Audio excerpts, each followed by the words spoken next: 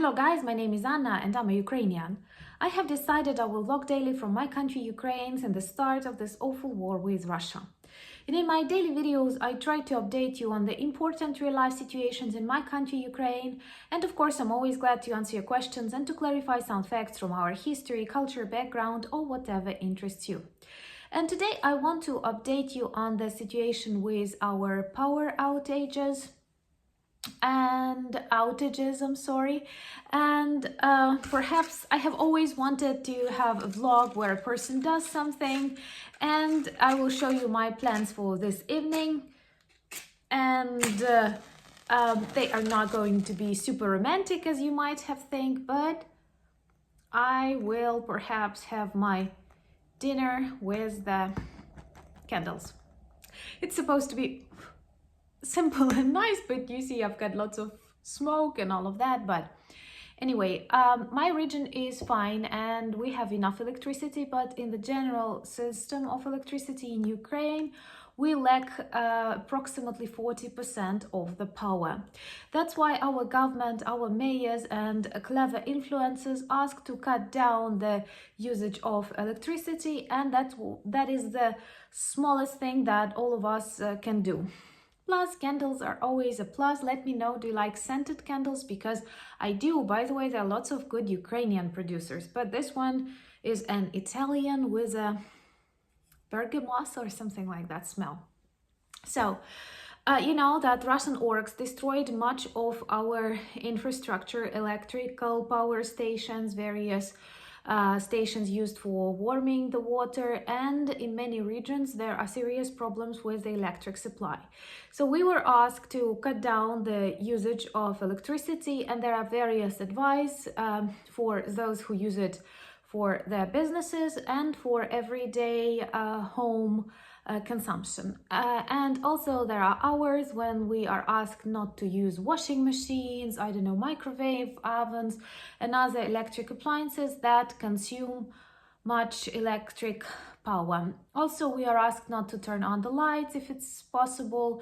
Our streets are dark at night, and I think it's very nice when businesses understand this and turn off these things that use much electricity. And to some extent this is a serious problem, because using kamikaze drones, Russians are able to destroy important infrastructure objects that later led to, for example, the problems with electricity, and as a result there are lots of power outages, and we call them fan power outages. I don't know if you understand, if you have a similar phrase. Fan is a thing that you use like when it's hot. They are popular in Spain, not just for drying your hair, but like fan. And because like one block of houses, one part of streets are turned off, then another for a couple of hours, so that some regions where the problems with power stations is critical can accumulate this electricity that was saved in another region. And many of you ask how do we prepare for the winter, and of course there are lots of advice everywhere on Facebook, in media, in conversations that you hear on the streets, and 50% of them are total nonsense and 50% are really useful, because people sometimes start panicking, and the ideas that they give, like buying generators and putting them inside one room flat, can be more tragic than like a night without heat. But for me, I think, like, I live in a house with autonomous heating, not central heating. In Ukraine, the majority of houses, they have central heating, that is, somewhere they have this heating station, and the water is later put into the tubes and it runs into your batteries. And in my case, we have a boiler, and so we can turn on and turn off the heat when we want. But here is a problem: it works on electricity, and it is very sensitive to the quality of electricity and so on.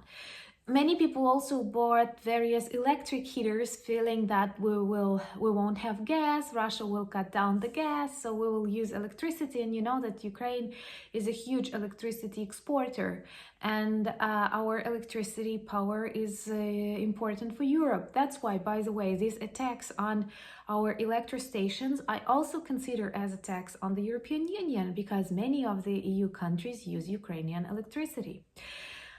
And now we have to adapt and to adjust and to think what to do. There are lots of advice, once again, hours when we are supposed or not supposed to use more or less electricity. Also advise what products can you, for example, cook when like many of the ovens and microwave ovens, they work on electricity, and in some cities and in some apartments water is also connected to the electricity supply. No water, no electricity, no water, so people are advised to store water, to heat their houses, to save electricity, and to know how to warm themselves up or how to cook without much water and electricity. And we also buy different products like oatmeals, porridge, different kinds of porridge, I don't know, things that can be prepared quickly. And like my mom is constantly worrying that we don't have enough of that.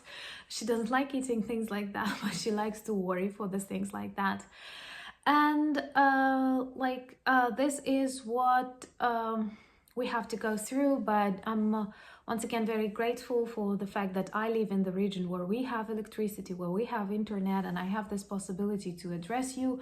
And the candles I will use for this evening, they are more like to demonstrate my support, to save some small amount of electricity, and also to enjoy, if it's possible, to say this October evening. But I feel really sorry for people whose houses were destroyed, and there are hundreds of such all over Ukraine, thousands, and people who live in the regions where they cannot warm themselves up. And we have to think about schools, we have to think about hospitals, we have to think about elderly people.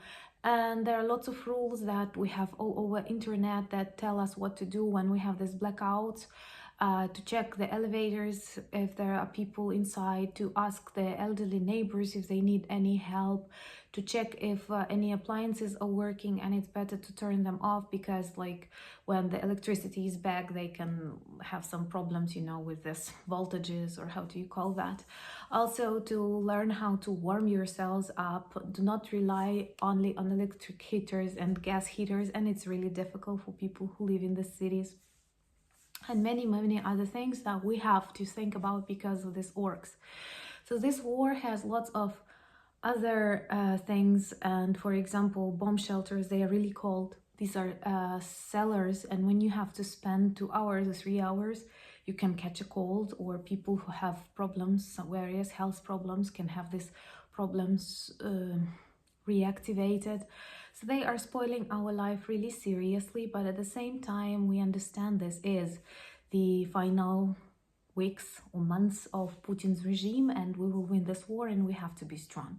Also, this returns me back to a very romantic period when I was a child, like a small child. I remember the end of the 90s was very poor period, when the economy of Ukraine was like below zero, and we also had this power outages, and children loved that because like we had shorter classes in winter, like 35 minutes. We did not have breaks, so we finished school faster so that we could return back home when it is still daylight.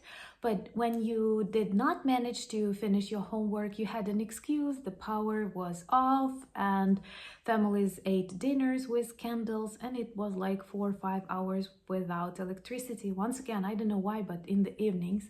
And many families love this time, especially now in the memories, not in that reality, but in the memories, because these were time when you could not watch the television or do something, and you had to communicate with your family and telling stories, remembering things, and it was very warming, like in both sides, understanding of this word, like warming physically and also emotionally period, so to some extent many of us remember that. But also for me it was a trouble. We lived in the center, and in the center there were lots of banks, and they did not turn off electricity in the center because they didn't want to turn off all the signal systems and so on.